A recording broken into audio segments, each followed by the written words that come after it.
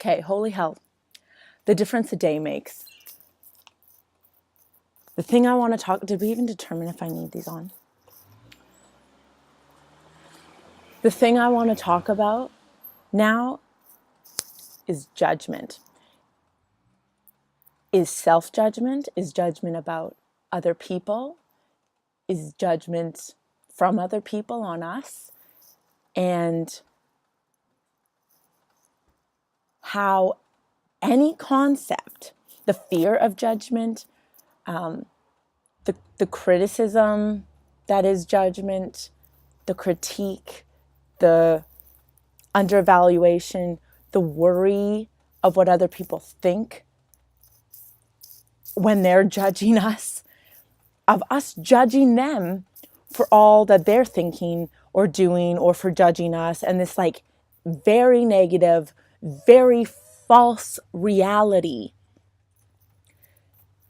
that is being sold and bought into in various ways, all comes down to exactly the one thing, which is the whole premise of anything that I talk about is all stemming from the trunk of self-love. Because the amount that we judge anyone is the amount we judge ourselves. The amount we accept judgment from anyone else is the amount we accept judgment of ourselves. The relationship we have with judgment is the relationship we have with ourselves. Anything, when people come and say that there's these events that are happening, these people are behaving a certain way, they have relationships that the other person is doing certain things. All of that, anything that has anything to do with other people, relationships, external events, outside circumstances, all is being interpreted. It's all being interpreted. And how we interpret ourselves, how we be with ourselves, it's not like we stop and start being another person when someone else is around. Arguably, lots of people would say that they do and that they are. However, the beliefs we have, the brain that runs ourself is the brain that runs ourself wherever we are, whoever we're with, and we'll interpret things and we'll make our behavior how we deem appropriate to the beliefs that we have. I'm looking at my hair and I'm just like, but it's got to get done, and I got to go out soon. So I got to do this daily video. It's November 3rd, 2017. And it fucking snowed. Like, where is the jungle? Where is the heat? In me, baby. So the relationship and behaviors that we deem appropriate, necessary, required, and called to be in service of when we're with anyone else or when we're interpreting other people is the capacity that we ourselves accept what comes out of us, what we hear about ourselves, what we believe who we are, anything, the amount that we love ourselves, the amount that we accept ourselves, the amount that we criticize ourselves, the amount that we judge ourselves is the amount that we do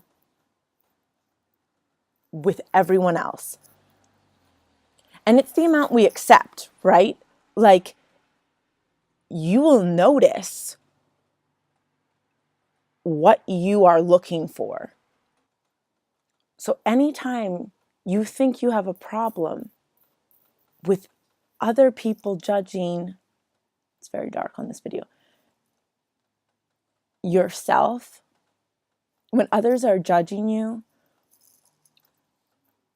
when you feel really criticized and ridiculed and beat down by others, changing them is not the game. That's not even the game. So to win at changing someone is pointless. What the point is, though, is changing the relationship with ourself. So how much do you think you're not good enough?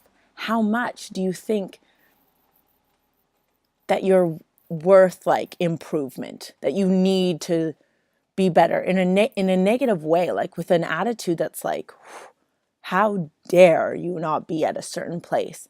How much can you just accept without judgment?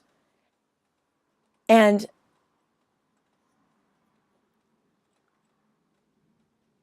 that's why taking time to sit with yourself is ideal. If there's going to be a rebuttal that there isn't time to sit with yourself, well, then there isn't time to have a life, like to design a life. You're either like living your life because you're designing your life, or you're just autopiloting your life, calling it yours when it's not. So in the meantime, when you're on whatever routine and system that you're on, in existence is observe what's going on as it's going on. Observe how much criticism you put on yourself. Observe how much you judge how well you do. Observe how much, when I talked about failure before, that's judgment. That's a judgment based on like, okay, a behavior resulted in something, or a behavior caused some type of result, or something happened at the same time that this behavior happened. How much is it personal? How much do you take things personally? Because the truth is nothing is personal.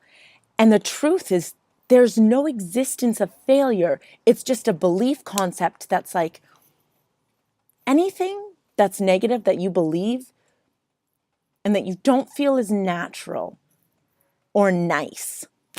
Same word, natural, nice to yourself. You bought it. You bought into it. You bought into that belief. So now it's observing, checking all the time, observing what you do. Observe why you do it. Where did that come from? What am I doing? What am I really doing right now? When a feeling comes up, track it down to where it came from.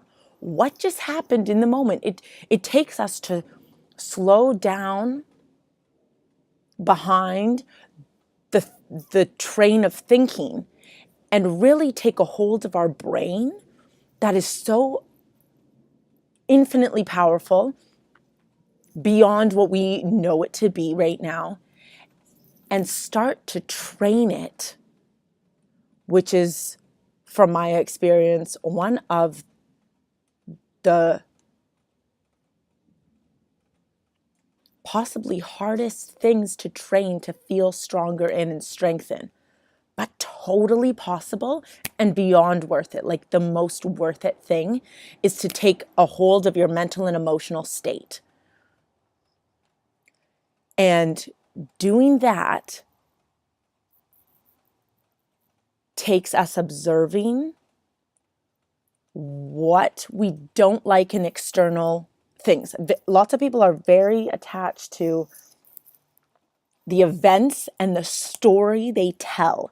Divorce your story and start to marry the truth, and like divorce it and don't go back to the relationship. At least quit it. If you don't know like what to start doing or how to strengthen it and build it, and it takes time to grow. It takes time to build the layers. It takes time for it to start working, let alone build it, let alone have it, in 90 days start to like work back for us and us start to reap the benefits. It's sowing. It's like farming season. And really do farming season now in your mind, because check it. Check what you've farmed so far. It's like frozen and snow and cold, and it's winter season. So check if it's winter season in your mind, and check if you like live in winter season despite events. Events could be happening that are totally neutral, positive, beautiful, because life is an amazing, amazing gift. And there is so many of us, and myself included, for when I went through my depression and it was really hard to see, didn't see anything of it was gift. It was a burden. So a whole concept of mind construct just starts with loving yourself. And that means being patient with yourself. Make everything a cue, a trigger. Anytime you get triggered and you feel bad, anytime you get triggered and you feel judged, anytime you feel triggered and you feel worried, everything is now a cue and a judgment and a cue. Everything is a cue and a trigger. Now everything is a cue and a trigger to love yourself more, to love yourself more, to love yourself more, to love yourself more. Everything. Something happens, that means it's your cue to love yourself more. And when your mental and emotional state is retrained and you start to decide what you accept, you decide what you believe. You just might not know that you're deciding that. You might not know you have a say. And I'm here to tell you, I'm here to say you have a say. And start looking out for that. Start finding what is a say. So to employ the solution to any problem that you believe you have, what do you say about yourself? The only reason you're going down is because of what you say about you. You feel me? The only reason why you're going down is because of what you say about you. So what are you saying about you?